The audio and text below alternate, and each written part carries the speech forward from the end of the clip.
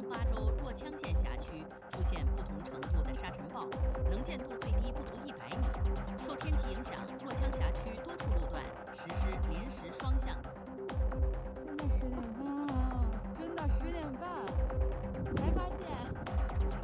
截止到今天下午的5点，当地大风沙尘暴限孩子减少外出。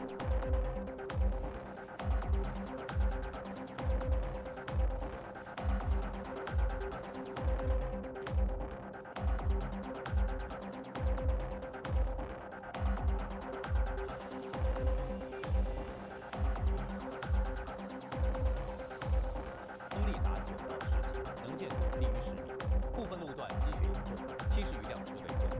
阿里昆交警大队最大限度路面上，昼夜坚守疏导保畅。